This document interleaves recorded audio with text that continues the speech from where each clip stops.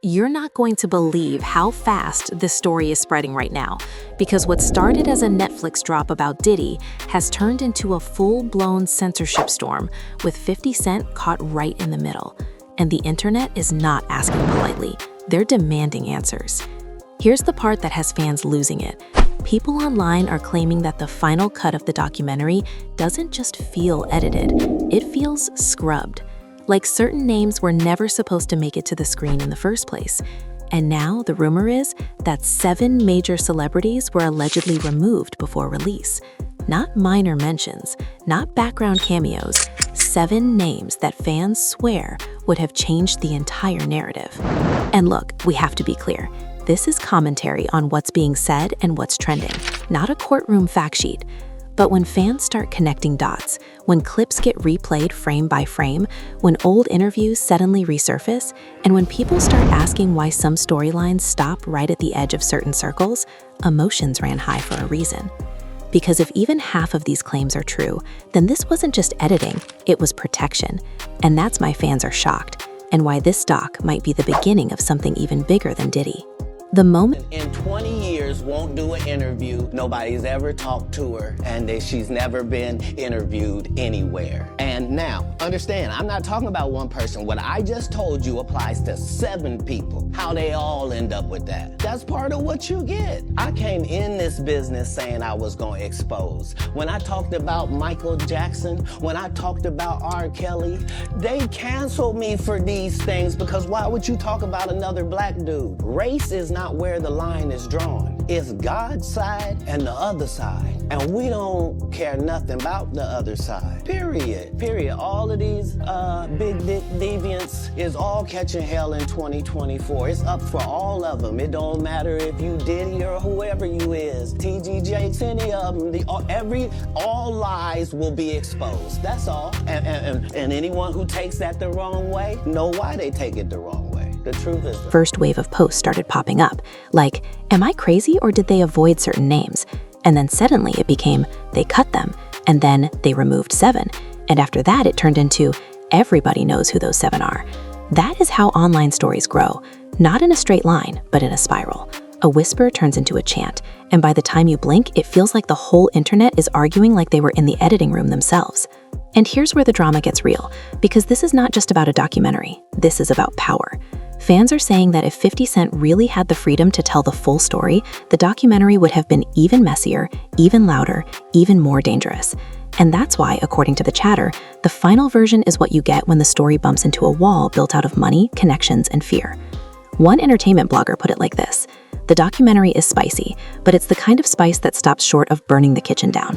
And that line went viral because people instantly knew what it meant. There's the story they let you watch, and then there's the story they wouldn't dare air. Then Cat Williams got pulled into the conversation, and that's when the whole thing started feeling like a prophecy to some viewers. Fans kept repeating his old lines, clipped and reposted like a warning label. All lies will be exposed. That phrase started floating around again, like a curse somebody forgot they said out loud. And even though Cat didn't walk onto Netflix and point at a screen and name names, people online swear the timing is too perfect. They're saying it's not even about what he confirmed, it's about what he called coming. Now, let's be clear in the way we have to be clear. Nobody watching from home has a verified editing log. There's no official statement listing 7 names that were removed. This is commentary on what fans are claiming, what pages are posting, and what's trending. But when a rumor becomes a headline on every gossip page, it starts moving like news, and the energy around it becomes the story all by itself. And the energy... Just gave P. Diddy 4 years. Say that again. But they took 27 years. 4 years. Meanwhile, they tried to give me 4 years for 2 blunts I had no intention of smoking in the first place. Same 4 years. I don't give a f***. Being an ass-picking devil worshiper is not against the law. They put that man on a whole RICO because they thought he was f***ing for China. They said, bring out the 9 niggas walked out there. That ain't even get the law. Go on and get you found. That man liked this so much as his punishment. They sent him to the place with the most. Right now is furious. There's a clip going around of a reaction streamer slamming their desk and saying, they want me to believe the biggest story in entertainment has no missing pieces? Please. Another person stitched that video and replied, it's not missing pieces, it's missing people. Then someone else commented, exactly, 7 of them. And that number kept repeating like it had a life of its own. 777. What makes it feel even more intense is that people are acting like 50 Cent is both the hero and the villain in the same breath. One side is praising him like he's the only one bold enough to even touch the subject, saying he pushed Netflix further than anybody else would. The other side is accusing him of playing it safe at the last second. And the worst part is that both sides sound convinced. He would expose everybody if he could, one fan wrote. No, he protected them, another snapped back. You really think he didn't have to cut anything? You really think Netflix would let him burn the whole industry on their platform? That's the debate. And it's personal because people aren't arguing about editing, they're arguing about who gets protected and who gets sacrificed. According to the loudest version of the rumor, the 7 names are not random. Fans are claiming these are people who are close to the orbit, close enough that including them would have pulled the story into a much bigger fight. And the way fans tell it, those names didn't get left out because they were irrelevant. They got left out because they were too relevant. An alleged insider account on social media posted a vague message that poured gasoline on the whole thing. It said, "You're watching the version they let you watch. No proof, no details, just that line." And within minutes, people were quoting it like it came from a courtroom. That's how badly people want to believe there's a hidden cut sitting on a hard drive somewhere, sealed off from the public. Even more wild, fans started arguing over the trailer itself, claiming there were moments that didn't match the final release. "Look at the pacing," one person said. "There's a jump cut right where a name would be." Another wrote, "The sound dips like something got muted." And then the armchair editors arrived, acting like they could read the truth through waveform patterns and blurry subtitles. In the middle of all this, you've got people imagining phone calls happening behind the scenes. You've got fans writing fictional dialogues that feel way too believable, because this is how they think the industry moves. "You can't say that name," one imaginary executive voice says. "Why not?" a second voice replies. "Because we like our partnerships. So we protect them, we protect the platform." And then in the fan-made fantasy, 50 Cent is the one refusing to play nice. "I'm not protecting anybody," he says, according to the internet's made-up version of events. But then the other voice hits him with the reality line. "You want this to air or you want it buried?" And that is the core of what people are reacting to. Not the literal truth of that conversation, but the idea that something like it could happen. Because when fans say censorship, what they really mean is pressure. Corporate pressure, legal pressure, relationship pressure. The kind of pressure that doesn't show up on screen, but shapes everything you see. And while all this was spiraling, the fan base split into teams. You had one group hunting for clues, posting long threads like they were solving a mystery. You had another group dragging anybody who questioned the rumors, saying you're naive. And then you had a I want to thank you. Come here. Don't sit on the bed at night. No homo. No, just don't get close to the bed. Don't get close. But it's just like, yo, we want to thank you for hosting the thing, man. It's been a pleasure. You didn't have to do it, and you did it. No, I definitely didn't have to do it. I definitely didn't have to. First and foremost, I'm not getting in the bed. Shout out to him and what he did. I'm just gonna, if we can, let's just put the camera a little this way, just so we're not. I don't want my shot to even, I don't want it to come close to the bed at all. I should look like he fresh off a goddamn plane. I should. Fresh off the guard stage. That's my brother right here from day one. We used to wake up and, damn, pause, but like, that's how. Back in the days when he was like 10 and I was a little bit older, his older brother, we used to fight over the frosted flakes. You know what I'm saying? Before pause was invented. You know what I'm saying? But it's my brother for real. We used to actually wrestle off of the frosted flakes because he used to always get up early. Now he's one of the richest stars in the world. Yo, what the f did Puff just say? Nobody's gonna acknowledge this with me. Puff just said we used to wrestle over the frosted flakes, and we're streaming live. That was stupid. Listen, that was fucking stupid. Listen, having a good time, yo. Oh, your usher made it in the. Hey, yo. I'm a thug. At the end of the day, I can't. third group that didn't care about the details at all. They just wanted the drama. They wanted to watch the industry squirm. One commenter wrote, "This is why I love documentaries. Everybody starts acting guilty." And somebody replied, "Or everybody starts acting scared." And that line hit because it captured the mood. Scared. Even people who were just watching from home started talking like they were witnessing something dangerous. Then the reaction moved from fans to people who claim they work around entertainment. Not official spokespeople, not names you can verify, but those familiar accounts that pop up during every scandal. The ones that say things like, "I've been in rooms where decisions get made." Those accounts started posting cryptic statements like, "You'd be surprised what gets cut at the last minute." And that was enough to make the rumor feel heavier, even if it still wasn't confirmed. The emotional stakes got even higher when fans started pulling in family and friends of the people being discussed, not to accuse them, but to ask questions. Why are they silent? Why aren't they addressing this? Why does it feel like nobody wants to touch it? And that's where the drama always goes next, because silence becomes evidence in the court of public opinion. And the thing about this kind of internet storm is that it doesn't wait for proof. It feeds on reaction. It feeds on hesitation. It feeds on the fact that big platforms rarely give clean answers to messy questions. So the documentary became the spark, but the fire turned into something else entirely. It became a referendum on who gets to be named and who gets to stay untouchable. It became fans arguing like jurors, influencers acting like investigators, and gossip pages posting like they have access to secret files. And right when it felt like the whole conversation was stuck in a loop of speculation, a new claim started circulating that shifted the vibe again. Not a clean receipt, not a verified document, but a fresh angle that made people sit up and say, hold on, that actually explains why the edits feel like that. Because it wasn't just about names anymore. It was about what the documentary could have shown, what it chose not to show, and what that choice might reveal about who really holds the power behind the scenes. And that is when the rumor stopped sounding like a simple complaint about editing and started feeling like a full-on warning about access. Because fans weren't just saying they trimmed a scene. They were saying the whole doc moved like it was walking on glass. Like every time it got close to a certain circle, it backed up and changed direction. People began pointing out specific moments where the energy shifts. One minute the documentary feels bold, the next it feels careful. And viewers started saying the careful parts were not artistic decisions, they were survival decisions. You can feel the breaks, one fan posted. Right when it gets good, it turns into soft focus. Another replied, that's not soft focus, that's a safety filter. And once fans convinced themselves there was a filter, they started hunting for who demanded it. Not with proof, but with vibes. And that is how those 7 names started trending like they were already confirmed. It was like the internet collectively decided the list was real because it fit the emotion of the moment. You could see it play out in real time. A gossip page posted, fans say 7 names got cut, and the comments instantly turned into a courtroom. One person wrote, I knew it. The doc never says what everybody's thinking. Another wrote, they're protecting the protected.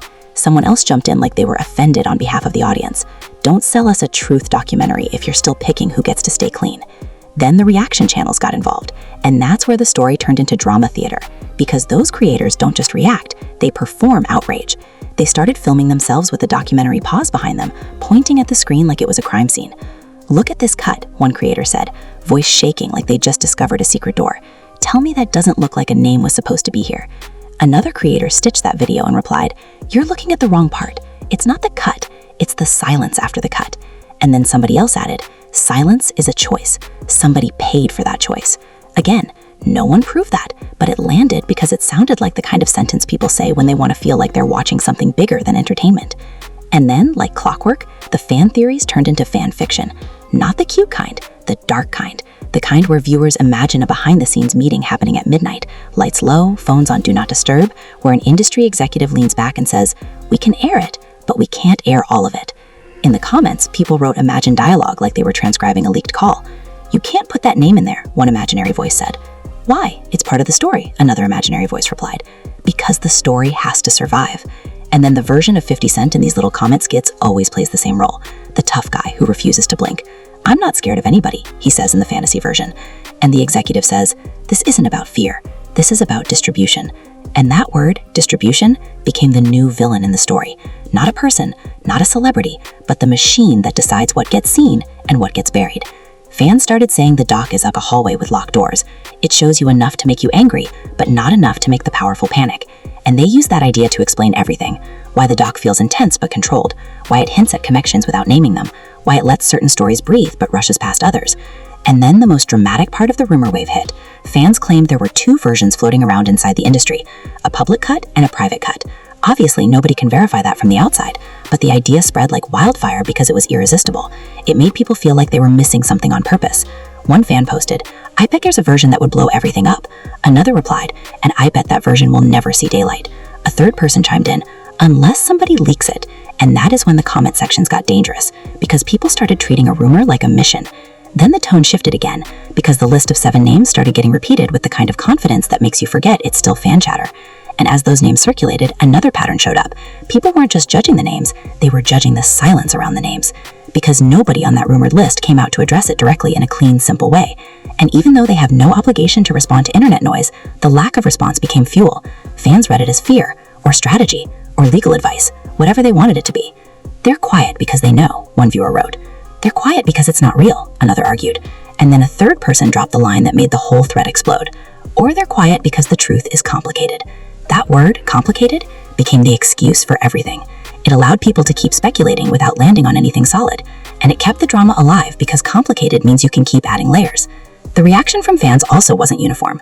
Some people were disappointed, like they expected the documentary to be a final answer, and instead it felt like a teaser.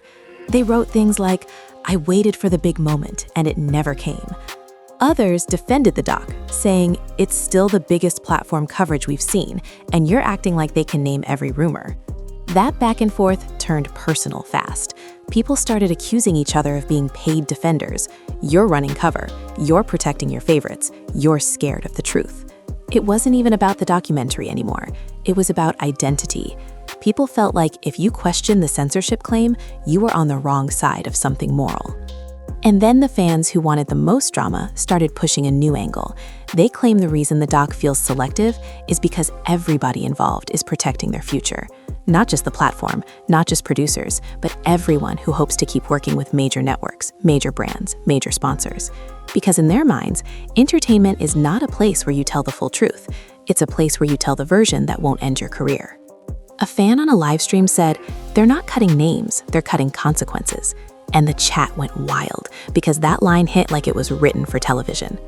And speaking of television, another twist arrived when people started comparing this documentary to other big reality drama moments, the kind where a cast member storms off set and the producers pretend it was spontaneous. Fans argued that the documentary felt produced in the same way, like it was built to create outrage while still staying inside invisible boundaries. "It's controlled chaos," one person said. "It's chaos with guardrails," another replied. And then someone dropped the most telling sentence of the night: "The guardrails are the story." Because if you believe the guardrails exist, then you also believe somebody built them. And that belief is what keeps pulling 50 Cent back into the center.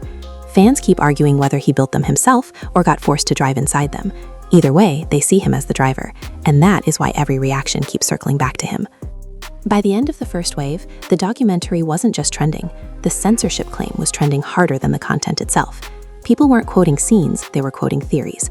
They weren't sharing what they watched, they were sharing what they believed they didn't get to watch. And the wildest part is that the rumors started doing what rumors always do when they reach full speed. It began pulling in new witnesses. Old interviews got recirculated. Random podcast clips got reposted with captions like, "This hits different now." And accounts that never talk about documentaries suddenly started talking like insiders, dropping vague hints to keep the fire burning.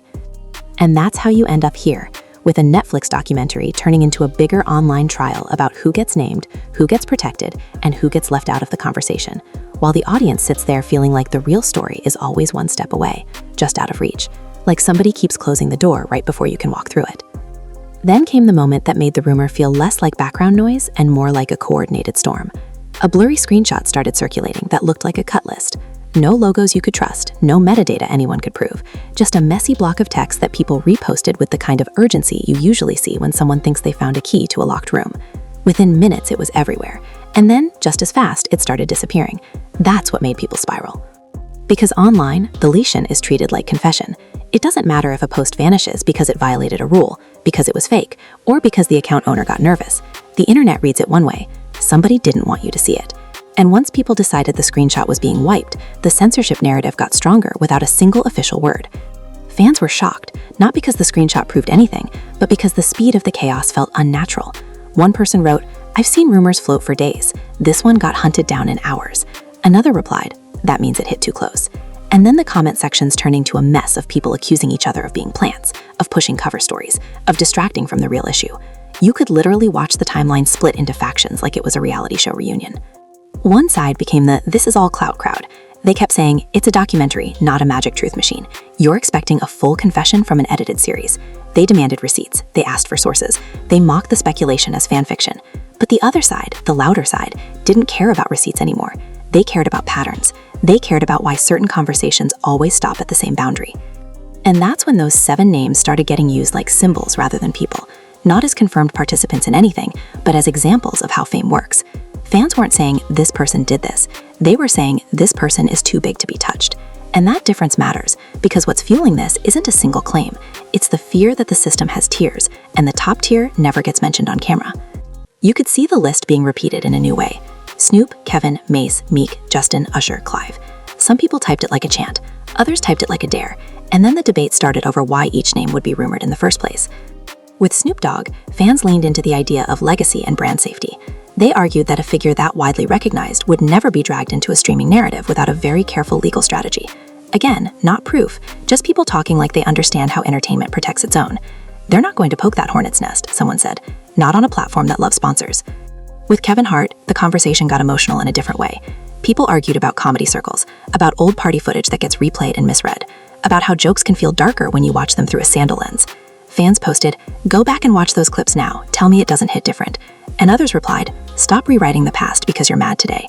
It turned into a messy fight about interpretation, and that's exactly why fans think his name would be too hot to include, because it would launch 1,000 debates that never end. With Mace, the tone shifted into something heavier, but still speculative. Fans kept calling his silence mysterious, like they couldn't understand why someone so close to an era would stay so careful in public. Then people started pulling up old interviews, not as evidence of wrongdoing, but as evidence of discomfort. "Watch his face," they said. "Listen to what he doesn't say." And when a rumor makes people become body language detectives, you already know the story has left reality and entered drama territory. With Meek Mill, the debate turned into a legal conversation fast, not because people had facts, but because they understood something basic. If you mention a living celebrity in a damaging way, you invite consequences. Fans started saying, "That's why it got cut." Not because it isn't true, but because it isn't provable. And then someone else replied, "Or because they don't want to fight the lawyers." And suddenly, the whole thing became less about morality and more about risk management. Then came the most sensitive part of the online chatter, and it created the biggest divide: Justin Bieber and Usher. This is where even the loudest drama pages started using softer language, because a lot of fans weren't looking for scandal with these names. They were looking for protection. People were saying, if there's pain connected to those years, it should not be repackaged for clicks. And at the same time, another group argued the opposite. But if the documentary is about accountability, why avoid the stories that show how deep the impact goes? It was a brutal argument because both sides sounded like they believed they were defending something good. One side kept repeating, "Leave people's pasts alone." The other kept saying, "Silence is how cycles continue."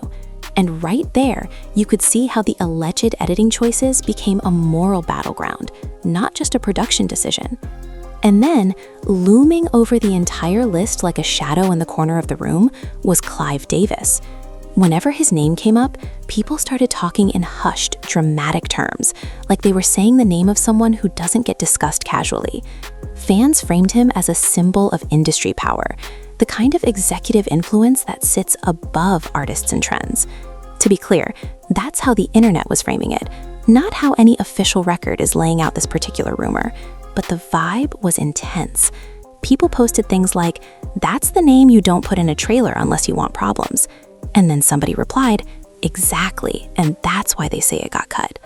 The wild part is that none of this required confirmation to feel explosive, because the story wasn't these people were in the documentary. The story was fans believe there's a list of people who can't be mentioned.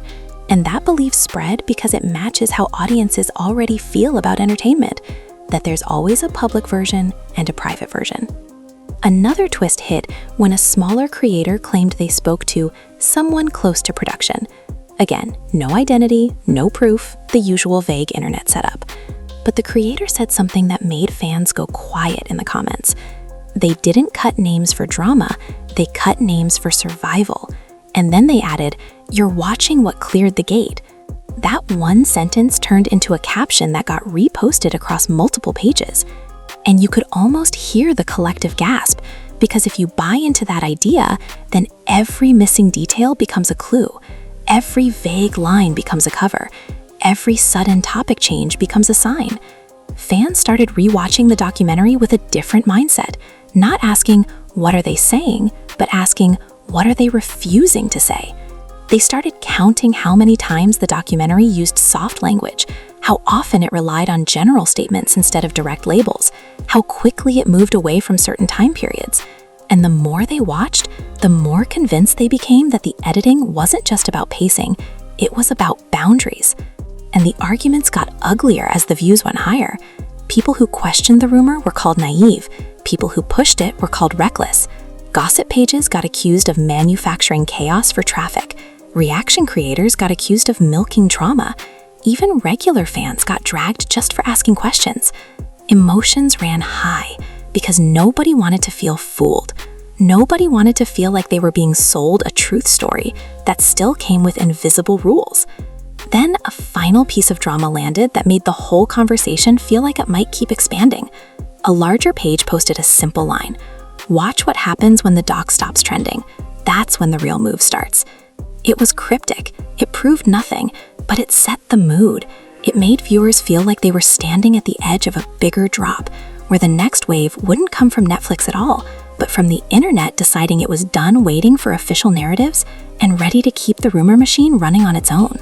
The next wave didn't come from Netflix at all. It came from the way people started acting like the documentary was only the opening scene of a bigger show. You could feel it in the comments, in the lives, in the reaction videos that went from "this was crazy" to "wait, why does this feel controlled?" Fans weren't just watching anymore, they were auditing.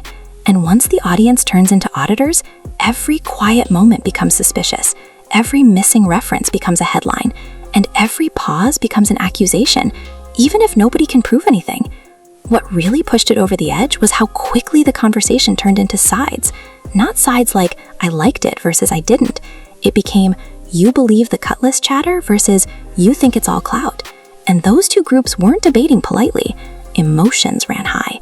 People were calling each other paid, calling each other blind, calling each other dangerous. One person typed, "You're spreading lies." Another snapped back, "No, I'm repeating what's already being posted everywhere." And that distinction became the whole point, because the biggest defense everyone kept using was the same. We're not saying it's confirmed, we're saying it's being said. And that's where 50 Cent's name kept getting dragged right back into the center. Fans started treating him like a character in the story, not just a producer. In the fan narrative, he's the one who wanted to go full scorched earth, and the platform is the one that allegedly pulled him back.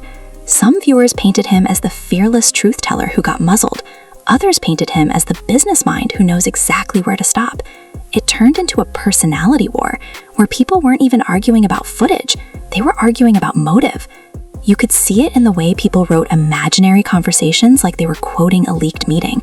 "You want me to cut names?" the made-up 50 Cent voice says. "No," the made-up executive voice replies. "We want you to cut liability." Then the internet adds the dramatic punchline. Same thing. Again, nobody has the real transcript of any meeting, but the reason it spreads is because it feels believable to an audience that already thinks the industry works like that. And the moment something feels believable, the rumor becomes entertainment, and entertainment becomes perceived reality. Then the fan reactions spilled beyond the usual gossip pages. People who normally post memes started posting long paragraphs. People who never talk about documentaries were suddenly going live with a serious face. And the funniest part is how quickly everybody started talking like they had personal stakes, like they were betrayed as viewers. "Don't sell me truth and hand me a filtered version," one fan wrote.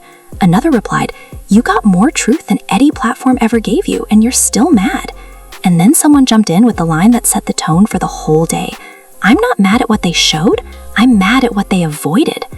That sentiment made the rumored 7 name list feel even bigger, because it stopped being about the names themselves and became about what they represent to the internet. Not guilt, not innocence, just untouchable status. Fans kept saying the same thing in different ways. Some people can trend for a week and be forgotten, but some people are too connected to ever be mentioned in a way that sticks. And because nobody can prove where that line is, the list becomes a symbol. It becomes a way for the audience to talk about power without having to show a receipt. Behind the scenes, other personalities joined in by doing the one thing that makes a rumor live longer. They spoke without saying anything. You know that move. A vague post like, "I've been telling y'all," with a side-eye emoji. A story post that says, "Interesting timing," and nothing else. Fans see that and scream, "They know something." And maybe they do, maybe they don't. But the effect is the same. It makes the rumor feel endorsed by 5 alone. And then the fandom does what fandom always does when it thinks it has a puzzle. It starts building a whole map. From crumbs. Even the silence from official channels became part of the show. Netflix didn't come out swinging. There wasn't a neat statement addressing fan-made lists. And in a calm world, that would mean nothing. But in this world, silence is gasoline. Fans kept posting, "Notice how nobody denies it." And other people kept replying, "Notice how nobody confirms it either." And that tug of war became the daily routine. One group demanding denials, another group demanding proof, and a third group laughing because the drama was bigger than the documentary itself. The most reality TV moment of all came when a major reaction creator did a live stream that felt like a reunion episode. They read comments like they were reading receipts, they brought guests up like witnesses, and they kept repeating, allegedly, allegedly, allegedly, while still talking like the rumor was halfway confirmed.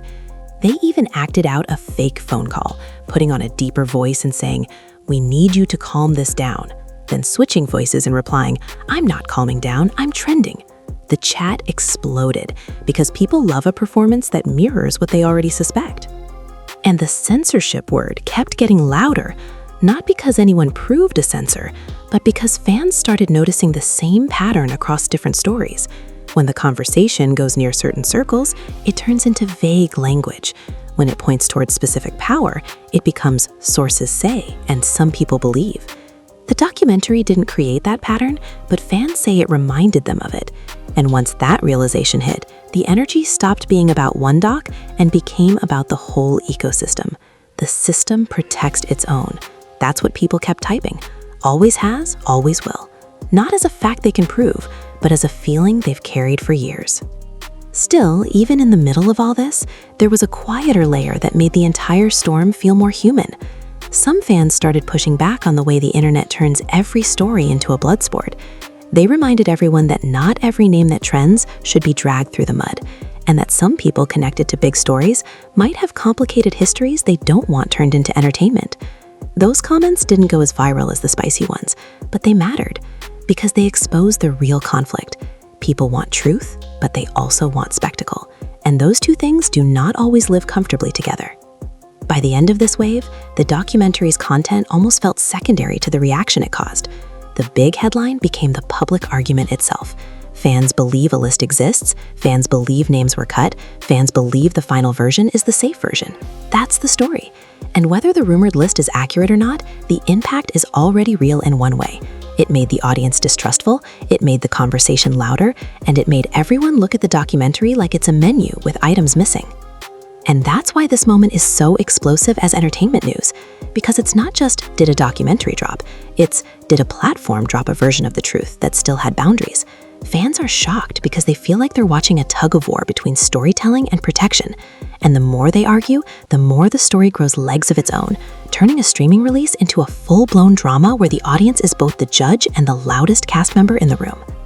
And now we're at the point where this isn't even just about what the documentary showed, it's about what the internet believes it was never allowed to show. And that's why this story keeps getting louder every single day. Because when fans start saying censorship, they're not just talking about a few edits. They're talking about power, about protection, about how the biggest stories always come with invisible rules. And whether you think the 7-name chatter is real or not, one thing is undeniable. Fans are shocked, emotions ran high, and the audience has been left divided. Some people are praising 50 Cent for even touching the topic in the first place, saying he pushed the conversation further than anyone expected. Other people are side-eyeing the final cut and asking why certain paths feel blocked, why certain circles feel off-limits, and why the loudest rumors always point toward the same idea. Some names are too big to be mentioned without consequences. And that question is what keeps this whole thing alive. Because if the documentary was meant to close the book, it did the opposite. It opened 10 more chapters. So here's where you come in. I want you to look at this the way the internet is looking at it right now. Do you think these censorship claims are just fans reaching for drama? Or do you think there's a reason the conversation keeps circling around missing names and protected people? If you had to guess, is this just editing for pacing and legal safety? Or is it the kind of editing that happens when the wrong truth could shake the whole room? Drop your opinion in the comments, and don't hold back, because this is one of those moments where everybody has a theory. Which rumored name do you think people are talking about the most, and why? And do you think 50 Cent made the right choice by keeping the documentary in safe limits? Or should the full story be told no matter who it upsets? If you enjoyed this breakdown and you want more of these drama-heavy deep dives where we separate what's confirmed from what's trending, hit the like button so more people see it. Subscribe so you don't miss the next upload, because this story is still evolving online, and the reactions are getting even wilder. And turn on notifications, because the moment something new drops, you'll want to hear it first.